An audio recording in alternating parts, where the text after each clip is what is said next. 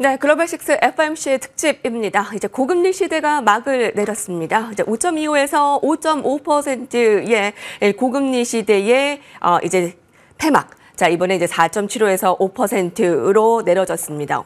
0.5%포인트. 라는 이제 B컷에 대한 단행, 김한진 이코노미스트와 이야기를 알아보도록 하겠습니다. 박사님 안녕하십니까? 네, 안녕하세요. 예, 시장의 전망은 있었지만 그래도 0.5%포인트 이하는 조금 이례적인 것 아닌가요? 이유를 뭐라고 설명했나요? 일단 기자회견 내용을 들어보니까요. 파월 의장은 물가가 이미 안정권에 들어갔기 때문에 이제 고용 시장을 신경 쓸 때다라고 이제 분명하게 얘기했고요. 그러니까 물가가 이제 완전히 잡혀가는 과정이니까 이제 연준의 두 가지 책무 중에서 나머지 책무, 고용시장에 대한 조금 안정, 그리고 경기 연착륙 이 부분에 조금 방점을 찍겠다라는 거죠. 그래서 기자회견 질의응답에서도 나왔습니다만은 왜 50bp냐, 예. 25bp가 아니라 예. 충분히 조금 그 물가에 대한 위험은 줄어들었기 때문에 나머지 위험은 이제 그 경기가 침체되는 위험이지 않습니까? 경기가 침체될 위험을 사전에 막겠다라는 이제 분명한 의지를 표명한 것이죠. 왜 25bp가 아니고 55bp가 아닌 50bp냐에 대해서 인플레이션은 잘 잡히고 있다. 물가 안정권에 들어갔다. 나머지 책무, 고용시장 안정과 경기 침체에 방점을 찍겠다라는 것에 우리가 그럼 예상을 하면 될까요? 글로벌 시장의 방향성에 미치는 영향 어떻게 생각하시나요? 시장 반응은 어땠습니까? 시장 반응은 약간 혼란스러웠습니다. 국채 시장도 조금 빠지다가 금리가 다시 또 급등하는 그러한 미국제 10년물이 결국에는 이제 3.70% 위에서 마감됐고요. 그리고 주식시장도 처음에는 폭등했다가 기자회견 중간에 지수가 조금 하락 반전하면서 굉장히 약세를 이제 면치 못했는데요. 이렇게 시장이 혼란스러운 부분에 대해서는 사실은 50bp 인하에 대한 컨센서스가 조금 완벽하게 형성되어 있지는 않았습니다. 그러니까 이코노미스트와 전문가들 사이에는 거의 한 85%가 25bp를 예상했고요. 하지만 CME 패드워치를 비롯해서 시장, 월스트리트의 시장 그 금리에 대한 전망은 50bp 쪽에 완전히 기울어져 있었죠. 그러니까 시장의 기대와 조금 합리적인 예측을 중시하는 이코노미스트 그룹의 예측이 엇갈린 상태에서 조금 역대급으로 조금 그 연준의 정책이 조금 베일에 가린 상태에서 FOMC가 이루어졌다. 이렇게 볼 수가 있는데요. 시장은 좀 이러다 보니까 완벽하게 컨센서스가 형성되어 있는 상태에서 FOMC가 진행된 상황이 아니다 보니까 어디에 조금 초점을 둘지, 어떤 쪽에 조금 더 이렇게 중점을 둬서 초점을 둬서 조금 프라이싱이 될지에 대한 혼란을 겪은 거죠. 그리고 조금 채권 시장도 그렇습니다만 주식 시장도 뉴스에 팔아라 이런 부분들도 조금 작용했던 것 같고요. 그리고 가장 결정적인 것은 제가 볼 때는 내년도에 이제 점도표가 3.4%로 찍혔는데 이거는 이제 올해 남은 11월과 12월에 25bp 연속 인하를 50bp 추가로 더 한다면 4.4%의 올해 연말 기준금리 중간값을 이제 충족하는 것이 되고요. 내년도가 3.4거든요. 네. 그러니까 원래 컨센서스는 내년도에 매 회의 때마다 8번 있지 않습니까? 네. 매 회의 때마다 25bp 인하를 예측하는 부분도 있었거든요. 물론 이제 그게 컨센서스는 아니지만 그래도 4번 플러스 한 2번 정도는 그래서 총 6번 정도는 25bp를 인하할 것으로 이제 바라보고 있었는데 올해 일단 큰 폭으로 인하를 시작하는 것은 반길 만한 일이지만 그래서 올해 전체적으로 100bp 인하는 반길 만한 일이지만 내년도의 인하 폭은 25bp 4번에 불과하다라는 이런 실망감도 아마 저는 작용했을 것으로 봅니다. 그러니까 정리해서 말씀드리면 파월 의장 이번에 연준의 금리 정책은 초기에 많이 내리고 뒤로 갈수록 적게 내리는 그러한 정책이 될 수밖에 없다라는 것을 점도표와 파월 의장의 질의응답 과정에서 밝힌 거죠. 그러다 보니까 결국에는 뭐로 가든 똑같다라는 거죠. 네. 최종 금리는 거의 똑같다라는 네. 것이 약간 실망감으로 작용한 것 같습니다. 네. 내년에 6번의 이제 차례차례 25bp 인하를 예상했었는데 올해 이렇게 100bp 인하가 빠르게 선제적으로 나타나면서 먼저 내린 것은 반갑지만 내년에 너무 좀 덜 내리는 것이 아니냐라는 좀 그런 분석이라고 해야 될까요? 그런 이제 시장의 변동성을 야기시킨 것 같습니다. 또 하나의 시장의 변동성은 이제 일본에서는 이제 금리 인상에 대한 부분이 전망이 되고 있기 때문에 이로 인해 시장에서는 엔캐리 청산 우려가 다시 고개를 드는 상황인데 엔캐리 청산 공포는 어떻게 좀 찾아오게 될까요? 아니면 잘 지나가게 될까요? 엔캐리 청산에 대한 정확한 데이터는 없습니다만은 그 환율 선물 시장이라든지 이런 부분들을 통해서 좀 추정컨대 단기 엔캐리 트레이딩 청산은 거의 90% 이상 끝났다라는 것이 이제 전체 시장의 관측이고요. 그래서 일부 엔캐리 트레이딩의 추가 청산이 남아 있으나 그 폭은 조금 시장에 큰 충격을 줄 정도는 아니다라는 것에 저는 동의하고요. 결국에는 조금 불확실성에 대한 불안감이죠.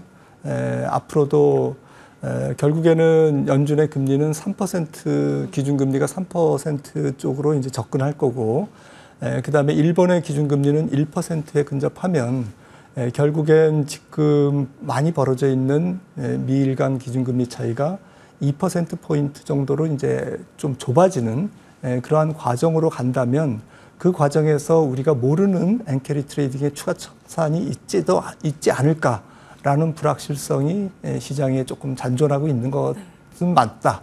하지만 그렇게 엔캐리 트레이딩이 추가 청산이 시장을 정말 좀 무너뜨릴 정도로 그러한 그 불확실성이 있을까라는 부분에 대해서는 너무 지나친 조금 우려가 아닌가 그런 생각을 합니다. 다행입니다. 이제 90% 청산된 부분이 있고 그것이 시장을 무너뜨릴 정도의 부정적인 영향은 아닐 것이다라고 생각을 하면 되겠네요. 자, 연준 입장에서는 금리를 0.5%포인트 인하하면 인플레이션 우려에 대한 재점화가 될까 걱정이 됐고 금리를 0.25%포인트만 낮추면 경기 침체 리스크가 커질까 우려가 됐는데 어떤 리스크가 더 큰지 이제 결정을 해야 되는 상황에 50bp 인하를 결정한 이후에 자, 말씀하신 대로 가장 중요한 부분이 이제 경기 침체가 과연 어떤 식으로 시장을 발목 잡을 것이냐에 대한 부분인데 어느 정도로 예상하세요? 연준은 사실은 조금 약간 자기 스스로 함정에 빠졌죠. 그러니까 50bp를 올해 100bp를 인하하면 내년도 경기 침체가 안 와야 되니까 내년도에 금리를 많이 내릴 수가 없지 않습니까? 올해 100bp를 내렸는데 내년도에도 200bp를 내린다. 이러면 경기 침체가 오기 때문에 내년도에도 200bp를 내리는 그러한 약간 자기 함정에 빠지는 거죠. 그래서 연준은 확실하게 이제 경기 침체를 막겠다라고 하는데 과연 연준이 경기에 대한 조금 그런 부분을 경기의 도도한 흐름을 완전히 좌지우지할 수 있을까라는 시장의 의심은 있죠.